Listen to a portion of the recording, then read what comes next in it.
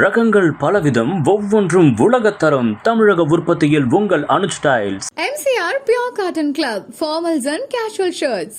குறைந்த விலை, நிறைந்த தரம். தங்கள் தேவைகள் அனைத்தும் ஒரே இடத்தில். ஜெயச்சந்திரன்.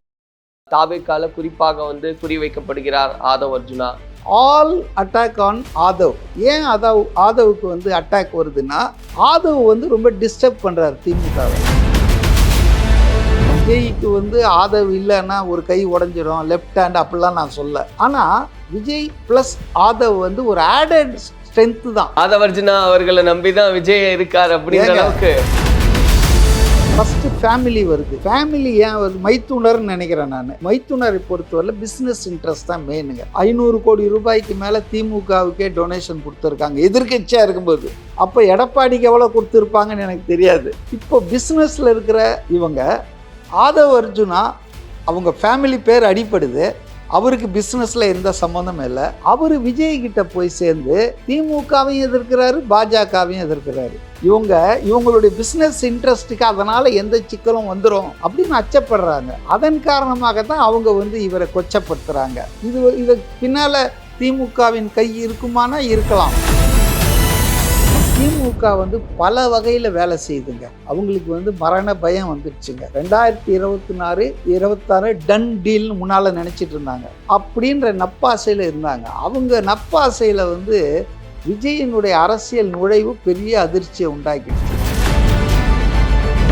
ராகுல் காந்தியின் நெருங்கிய சகா விஜயை சந்திச்சு போயிருக்காரு. 1 இல்லை 2 வாட்டி சந்திச்சு போயிருக்காரு. So they are having some dialogue. Congress கட்சிக்கும் எவ்வளோ நாளுங்க திமுகவுக்கு பல்லகு தூக்கிட்டு இருப்பாங்க. தாவேக்கால குறிப்பாக குறிவைக்கப்படுகிறார் ஆதவ் அர்ஜுனா அப்படின்லாம் பேசுறாங்க. ஏன்னா அவங்க குடும்பத்தில இருந்தே அவருக்கு எதிர்ப்பு குரல் வருது. ஆதவ் அர்ஜுனாவுடைய அவர் என்ன பண்ண போறார் அப்படின்ற விஷயங்கள்லாம் பேசப்படுது ஒரு பக்கம். இன்னொரு பக்கம் அதை பேஸ் பண்ணியே புதுச்சேரியில புஷி ஆனந்த வழிமொழிகிறார் ஆதவ் அர்ஜுனா. அங்க முதல்வர் வேட்பாளராலாம் போறாரு அவர் அப்படின்ற பேச்சுக்கள்லாம். அப்போ ஓவராலா ஒரு ஆசிலேஷன் கிரியேட் பண்ணணுன்றதுக்காகவா இல்லை இது ஒரு ஆதாரமா தான் பேசுறாங்க? இல்லாம கற்பனைங்க. அதாவது தமிழ்நாட்டில் media is under the control of DMK. எப்படி வடநாட்டில் media under the control of Modi இருக்கோ, அது மாதிரி தமிழ்நாட்டில் மீடியா பொதுவாக இல்லைங்க, நியூட்ரலாக இல்லை. ஆளும் கட்சியின் தவறுகளை சொல்கிறது, எதிர்கட்சியினுடைய போராட்டங்களை ரிப்போர்ட் பண்ணுறது, அந்த மாதிரிலாம் இல்லை. வெறும் புகழ் பாடக்கூடிய, ஆளுவோரினுடைய புகழ் பரப்பக்கூடிய ஒரு ப்ரபகண்டா மிஷினரியாக தான் இருக்குது. மீடியான்றது அப்படி இல்லை. மீடியான்றது உண்மையை சொல்லணும், உறக்க சொல்லணும், மக்களுக்காக பேசணும். இது திமுகவுக்காக பேசிகிட்டு இருக்கு இன்னைக்கு மீடியா. அதனால் இது பூராவும் கட்டுக்கதைகள்ங்க. ஆனால் நீங்கள் சொன்ன மாதிரி ஆல் அட்டாக் ஆன் ஆதவ். ஏன் ஆதவுக்கு அட்டாக் வருதுன்னா, ஆதவ் ரொம்ப டிஸ்டர்ப் பண்ணுறாரு திமுகவை. இப்போ விஜய்க்கு ஆதவ் இல்லைன்னா ஒரு கை உடஞ்சிரும், லெஃப்ட் ஹேண்ட் அப்படிலாம் நான் சொல்ல. ஆனால் விஜய் ப்ளஸ் ஆதவ் ஒரு ஆடட் ஸ்ட்ரென்த்து தான். அது ஒன்றும் உபத்திரவம் இல்லை, உதவி தான்.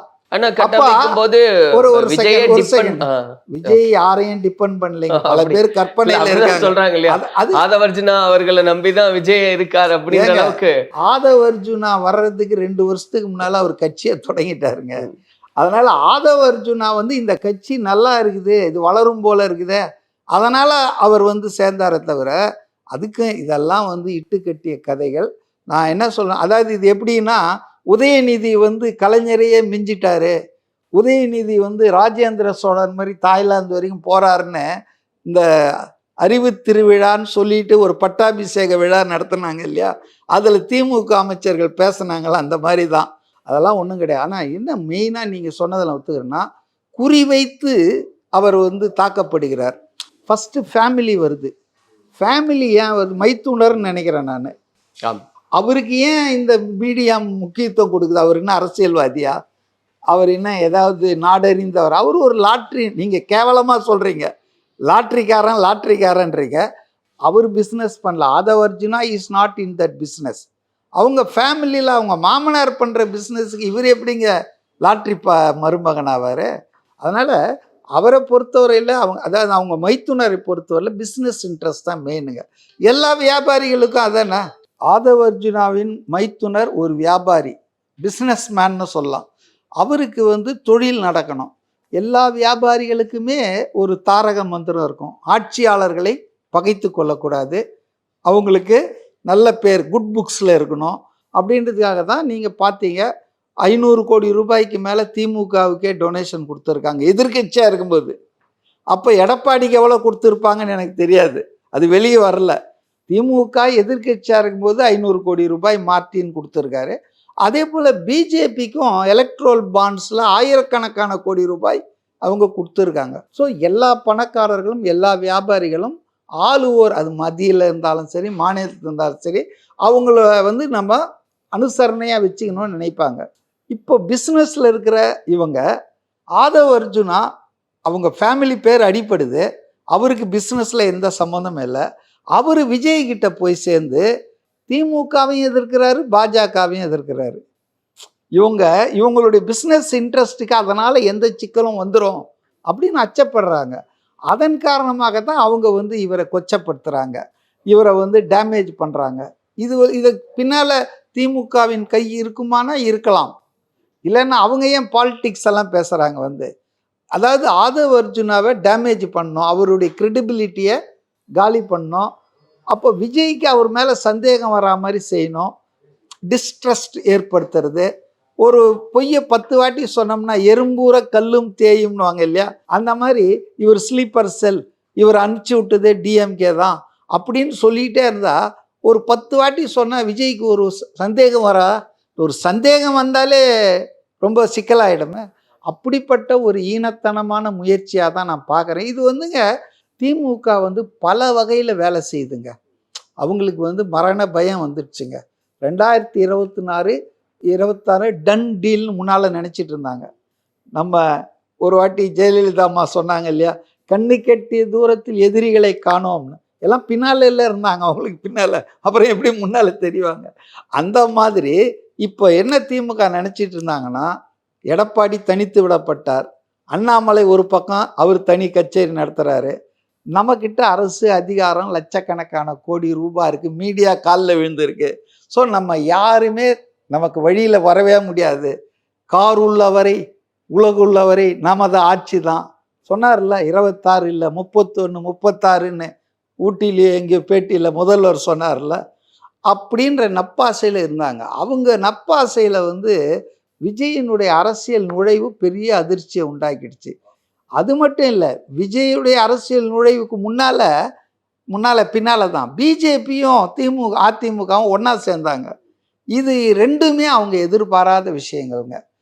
அதனால் இன்னைக்கு வந்து ஆதவ் அர்ஜுனா குறிவைக்கப்படுவது என்பது என்னன்னா, அவருக்கு தாவேக்கால இருக்கிற இம்பார்ட்டன்ஸை குறைக்கணும், தாவேக்கால இருக்கிறவங்க அவர் மேலே சந்தேகப்படணும், விஜய் அவர்கிட்ட ஒரு க்ளோஸாக இல்லாமல் கொஞ்சம் விலகி இருக்கணும். இப்படி பண்ணால் விஜய்க்கு கிடைக்கக்கூடிய advantage due to Aadhav Arjuna. ஒன்று சொல்கிறேன், எல்லாரும் தலைமறைவாயிட்டாங்க. அவர் சுப்ரீம் கோர்ட்டில் டெல்லியில் போய் உட்காந்து வக்கீலெல்லாம் பார்த்து அதுக்கான கிரவுண்ட் ஒர்க்கெல்லாம் அவர் தான் பண்ணார். அவர் பண்ணாமல் சுப்ரீம் கோர்ட்டில் இது போய் இல்லைன்னா அநேகமாக தனிநபர் ஆணையம் என்ன சொல்லியிருக்கோம், அந்த எஸ்ஐடி இன்னும் அஸ்ராகருக்கு எழுதி வச்சிருப்பாருன்னு நான் இப்போவே சொல்கிறேன். So that was a major achievement by TVK. அதுக்கு கான்ட்ரிபியூஷன் வந்து ஆதவ் அர்ஜுனா கொடுக்கணும், அதில் ஒன்றும் சந்தேகமே இல்லை. ஸோ ஆதவ் அர்ஜுனாவை தனிமைப்படுத்தணும், இழிவுபடுத்தணும், அவருடைய நம்பகத்தன்மையை சிதைக்கணும் அப்படின்றதுக்காக புரளிகள் கிளப்பி விடுறாங்க. அதுக்கு ஃபேமிலியும் பயன்படுது. அதுக்கு காரணம் அவங்க பிஸ்னஸ் இன்ட்ரெஸ்ட்டுக்கு எதிராக இவர் நிற்கிறாருன்றதால். இவர் எதிராக நிற்கலை, இவர் எடுத்திருக்கிற அரசியல் நிலைப்பாடால் அவங்களுக்கு ஆபத்து வந்துடும் பயப்படுறாங்க. ஃபைனலா சார், இப்போ வந்து இவங்க பிஃபோர் கரூர் என்ன ஸ்டாண்டோ அதே ஸ்டாண்டு தான் நாங்க அப்படின்னு தெளிவுபடுத்திட்டே இருக்காங்க. அதுக்கப்புறம் இன்னும் முக்கியமா வந்து தனித்து தான் நாங்க போட்டியிட போறோம், எங்களோட வரவங்க வரட்டும், எங்க தலைமை ஏற்று அப்படின்றதையும் தனித்து இல்லை, தனிமையில சாரி தலைமையிலான கூட்டணி. ஓகே, அவங்க வந்தா நாங்க ஏற்றுக்கிறோம் அப்படின்றதையும் சொல்றாங்க. உங்களுடைய பார்வையில் இவங்க இந்த மாதிரி ஒரு தனித்தோ இல்லைன்னா தனித்த கூட்டணியை உருவாக்கியோ ஜெயிச்சிட முடியும் அப்படின்றது பாக்குறீங்களா? இன்னொன்னு நான் கேட்டுறேன், அவர் சொன்னாரு எல்லா தொகுதிகள்லையும் இந்த முகம்தான் வேட்பாளர் முகம் அப்படின்னு ஒரு பிரச்சாரத்தை முன்னெடுக்கிறாரு. அது வேலை செய்யுமா? ஏன் வேலை செய்யுமான்னு நான் கேட்குறேன்னா, இப்போ திமுக இருக்கக்கூடிய அமைச்சர்களா இருக்கட்டும், இல்ல போன முறை அதிமுகவினுடைய அமைச்சர்கள் எல்லாம் இருக்கட்டும், எம்எல்ஏக்களா இருக்கட்டும், இவங்களும் கண்டெஸ்ட் பண்ண போறாங்க. அப்ப அந்த இடத்துல விஜய் அவர்கள் நிறுத்த போற ஒரு வேட்பாளர் முகமாகவே இருந்தாலும் அவங்க ஜெயிப்பாங்களா, இவங்க ஜெயிப்பாங்களா? அப்ப என்ன நடக்க போகுது? ஜனநாயகத்தில் வந்துங்க, நான் தான் முதல்ல சொன்னதுக்கு இப்போ சொல்கிறேன், எதையுமே டேக் இட் ஃபார் கிராண்டட் எடுத்துக்க முடியாது. 9.5 வருஷம் சீஃப் மினிஸ்டராக இருந்து the best chief minister of Tamil Nadu till this day mister Kamaraj. அவரை யார் தோக்கடிச்சாங்க தெரியுங்களா? சாதாரண கல்லூரி மாணவன் பே சீனிவாசன் விருதுநகரில் 1967. அப்போது காமராஜரே தோக்கடிக்க முடியும், இந்திரா காந்தியை தோக்கடிக்க முடியும்னா திமுக அமைச்சர்கள், முன்னாள் அதிமுக அமைச்சர்கள்லாம் என்னங்க, அவங்கெல்லாம் ஒன்றுமே கிடையாது. ஏன்னா எல்லார் முதுகுலையும் 1000 அழுக்குகள் இருக்குது, எல்லார் மந்திரிகள் மேலேயும் ஊழல் குற்றச்சாட்டுகள் இருக்குது, எல்லா மந்திரிகள் மேலேயும் வந்து கெட்ட பேர் இருக்குது. அதனால் இதுக்கு பெரிய ஹெவி வெயிட்டு தான் தோக்கடிக்கணும் அப்படிலாம் நான் நினைக்கல. இல்ல, இது காமராஜர் காலம் இல்லையே சார். ஏன்னா இவங்க நிக்கிறவங்க எல்லாம் பலம் படைத்தவர்கள் நிக்கிறாங்க. இவங்க சொல்றாங்க பணபலத்தை சாமானிய மனிதர்களை நாங்க நிறுத்துவோம் எங்களுடைய வேட்பாளர்களான்னு சொல்றாங்க. அப்போ ஒரு கேள்வி வந்துருது இல்லையா, இது காமராஜர் காலம் இல்லையே. காமராஜர் காலம் இல்லாமல் இருக்கலாம், டிஜிட்டல் யுகமாக இருக்கலாம். ஜனநாயகம் தானே. மக்கள் சக்தி என்பது அது மாறாத. மக்கள் சக்தின்றது எப்போவுமே ஒரே இதுதான். மாற்றம் வேணும்னு நினச்சிட்டாங்கன்னா அவங்க எப்படியாப்பட்ட ஆளாக இருந்தாலும் இன்னும். நான் ஒரு உதாரணம் சொல்கிறேன். இப்போ தான் ஷீலா தீக்ஷித்னு காங்கிரஸ் தலைவி 15 வருஷம் டெல்லியில் சீஃப் மினிஸ்டராக இருந்தாங்க. இன்னைக்கு டெல்லி அடைந்திருக்கிற அத்தனை முன்னேற்றத்துக்கும் அடித்தளம் போட்டவங்க, இன்க்ளூடிங் மெட்ரோ மற்ற எல்லாத்துக்கும். டெல்லி இன்னைக்கு முன்னேறிக்குதுன்னா அதுக்கு அந்த அம்மாவுடைய கான்ட்ரிபியூஷன். தொடர்ந்து 15 வருஷம் சீஃப் மினிஸ்டராக இருந்தாங்க. அவங்கள அரவிந்த் கெஜ்ரிவால் என்ற unknown person, former IRS officer, கட்சி தொடங்கி ஆம் ஆத்மி 1.5 வருஷத்தில் தோக்கடிச்சு ஆட்சியை பிடிச்சாரு. இது பெருசு இல்லை. அவங்க தொகுதியிலேயே இவர் போய் நின்னார் எம்எல்ஏ எலெக்ஷனில், நியூ டெல்லி கான்ஸ்டுவன்சியில். அவங்களுக்கு எதிராக இவர் நின்று அவங்களையும் தோக்கடிச்சார் பர்சனலி. அதனால் எதுவும் நடக்கலாம். அதனால் இது முடியும், இது நடக்கும், நம்ம ஆருடன் சொல்ல முடியாது. மக்கள் மனசில் இன்றைக்கி ஒரு மாற்றம் வேணுன்றது வந்தாச்சுங்க. நானும் I am also moving around, talking to cross section of people. எல்லார் மனசுலையும் 2 பேர் மேலேயும் அதிருப்தி இருக்குங்க. ஏன்னா 2 பேருக்கும் 30 வருஷம் சான்ஸ் கொடுத்துருக்காங்க. இப்போ அவங்களுக்கு இப்போ ஒரு வாட்டி தாங்க எலெக்ட் ஆனாங்க. இப்போ இவங்களே சொல்கிறாங்கல்ல 7வது முறை ஆட்சி அமைப்போம்னு. இப்போ 6 முறை ஆட்சி அமைச்சப்போ ஏன் நீங்கள் மகளிர் உதவித்தொகை கொடுக்கல, ஏன் நீங்கள் இதை செய்யலை அதை செய்யலைன்னு கேள்வி கேட்குறாங்க. இன்றைக்கி நீங்கள் சொன்ன மாதிரி காமராஜர் காலத்தில் இருந்த ஓட்டரை விட இன்றைக்கி இருக்கிற ஓட்டருக்கு எல்லாம் தெரியுது. அவன் நியூஸ் பேப்பர் படிக்கிறதுக்கு முன்னாலேயே ஃபேஸ்புக்லேயும் ட்விட்டர்லேயும் சோஷியல் மீடியாலையும் எல்லாம் வந்துடுது. ஸோ அன்னைக்கு இருந்த ஓட்டரை விட இன்றைக்கி இருக்கிறவன் ரொம்ப லேர்னட் மேனாக இருக்கிறான், விவரமான ஆளாக இருக்கான். சின்ன தவறுகள் கூட இன்றைக்கி பொது வெளியில் வந்துடுது. அதனால் இன்றைக்கி தான் அரசியல்வாதிகளுக்கு பெரிய சேலஞ்சே இருக்குது, சோதனையே இருக்குது. அதனால் மாற்றம் வரணுன்ற எண்ணம் மக்கள் மத்தியில் ஸ்ட்ராங்காக இருக்குங்க. ஆனா அதான் கேட்கிறேன் சார், நீங்க அதை பிலீவ் பண்றீங்களா? ஏன்னா இவ்வளவு ஆண்டு காலம் ஒரு அரசியலை நீங்க பாத்துக்கிட்டே இருக்கீங்க. விஜய் அவர்கள் தலைமையில ஒரு கூட்டணி அமைஞ்சு அது கண்டெஸ்ட் பண்ணும்போது அது வெற்றி பெறும். நான் அதை சொல்லவே மாட்டேங்க. நான் இன்னும் 6 மாதம் இருக்குது. இன்னும் எப்படி கூட்டணிகள் வருவோன்னே இப்போ சொல்ல முடியாது. யார் கூட இருப்பாங்க, யார் மனசில் என்ன இருக்குதுன்னே தெரியாது. இப்போ மேஜராக நீங்கள் ஆரம்பத்தில் கேட்டீங்க, அதுக்கு நான் பதில் சொல்ல. காங்கிரஸ் நிலைப்பாடு என்ன? இப்போ 2 நாளைக்கு முன்னால் டைம்ஸ் ஆஃப் இந்தியாவில் ஒரு நியூஸ் போட்டிருந்தாங்க. ராகுல் காந்தியின் நெருங்கிய சகா விஜயை சந்தித்து போயிருக்காரு. 1 இல்லை 2 வாட்டி சந்தித்து போயிருக்காரு. So they are having some dialogue அப்படின்ற மாதிரி பேசியிருக்காங்க. இதை எப்படி நான் சரின்னு ஒத்துக்கிறேன்னா, இப்போ காங்கிரஸ் கட்சியோடு திமுக நீண்ட காலமாக கூட்டணியில் இருக்காங்க, மிக நீண்ட காலமாக, ஒரு 10 வருஷத்துக்கு மேலே. ஆனால் இப்போ என்ன போட்டிருக்காங்கன்னா 12 மெம்பர் கமிட்டி ஒன்று போட்டிருக்காங்க. எதுக்குன்னா யாருடன் கூட்டணியை பற்றி இறுதி செய்ய. இப்போ நான் கல்யாணம் பண்ணிகிட்டு இருக்கிறேங்க, நான் மனைவியோடு வாழ்ந்துட்டுருக்கேன்.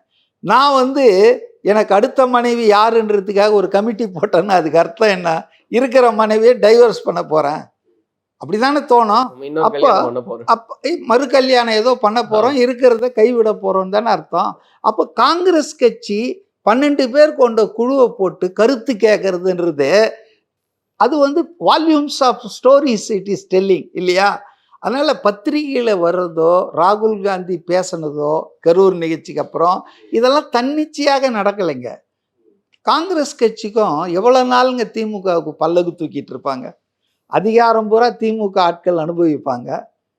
ஆனால் இவங்க பிரச்சாரம் பண்ணோம், திமுகவின் பாவ மூட்டைகளை சுமக்கணும், எல்லாத்துக்கும் இவங்க எடுத்துக்கணும் பொறுப்பு. ஆனால் அதிகாரத்தை மட்டும் ஒரு கட்சி தான் எடுத்துக்குவாங்கன்னா அது எப்படி சாத்தியமாக இருக்கும்? அது எவ்வளோ நாளுக்கு?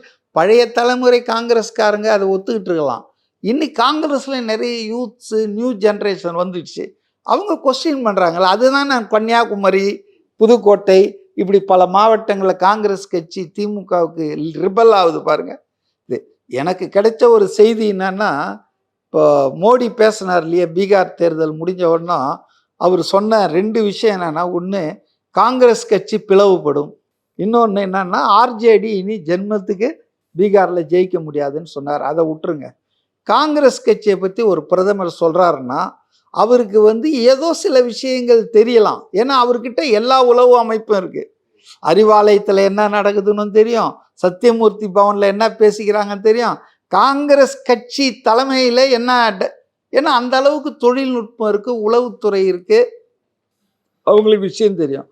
அப்போது காங்கிரஸ் கட்சி பிளவுபட போகுதுன்னா அது தமிழ்நாட்டில் தான் தொடங்க போகுதுன்னு நான் நினைக்கிறேன், நான் யூகிக்கிறேன். ஏன்னா திமுக வந்து ஏற்கனவே பதம் பார்த்துருக்கு காங்கிரஸை. நரசிம்மராவ் அவர்கள் பிரதமராக இருந்தபோது அதிமுகவோடு கூட்டணியின் முடிவு எடுத்த உடனே மூப்பனாரை தூண்டி விட்டு, அப்போ கலைஞர் கருணாநிதி இருந்தார் திமுக தலைவராக, தூண்டி விட்டு அப்புறம் தமிழ் மாநில காங்கிரஸ்னு ஒன்று உதயமாச்சு. அந்த கதையெல்லாம் உங்களுக்கு தெரியும். அதே மாதிரி இந்த வாட்டி, ஆனால் வேற ஸ்டைலில் தனி கட்சியெல்லாம் ஆக்கி இவங்களே கொல்லிக்கட்டை எடுத்து சொரிஞ்சிக்க விரும்பலை. காங்கிரஸில் ஒரு பிளவை ஏற்படுத்தி மொத்த காங்கிரஸ் ஓட்டம் தாவேக்காவுக்கு போயிடக்கூடாது. தாவேக்கா கூட கூட்டணிக்கு காங்கிரஸ் அஃபிஷியலாக முடிவு பண்ணான். மொத்தமும் போகாமல் ஒரு குரூப்பை தூக்கிட்டு வந்து எம்எல்ஏ சீட் கொடுக்குறோம், திமுக சின்னத்தில் நில்லுங்க அப்படின்ற மாதிரி பேச்சுவார்த்தை தொடங்கி ஒரு 2-3 காங்கிரஸ் எம்எல்ஏக்கள் அதுக்கு உடன்பட்டிருப்பதாக கூட எனக்கு கசிந்த தகவல் சொல்லுது.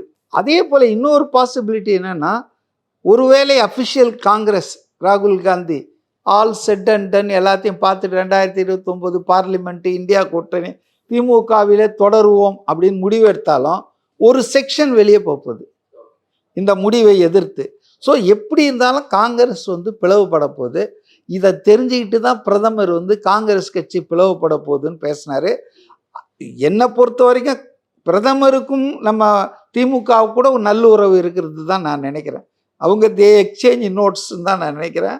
அதனால் வந்து காங்கிரஸ் கட்சியின் முடிவை பொறுத்து மிகப்பெரிய மாற்றங்கள் நடக்கலாம். அதெல்லாம் நடக்காது. இப்போ போயிட்டு முடிவை எப்படி நம்ம இப்போ சொல்ல முடியும்? என்ன வேணா 3 மாதத்துக்கு முன்னால் வரைக்கும் எது வேணா நடக்கலாம். Right sir. இப்போ பொறுத்திருந்து என்ன நடக்குது அப்படின்னு வெயிட் ஃபார் தி ரிசல்ட்ஸ் தான் பேசுவோம் சார். நன்றி நன்றி. ரகங்கள் பலவிதம், ஒவ்வொன்றும் உலகத்தரம். தமிழக உற்பத்தியில் உங்கள் Anuj styles. MCR Pure Cotton Club, formals and casual shirts. குறைந்த விலை நிறைந்த தரம், தங்கள் தேவைகள் அனைத்தும் ஒரே இடத்தில். ஜெயச்சந்திரன்.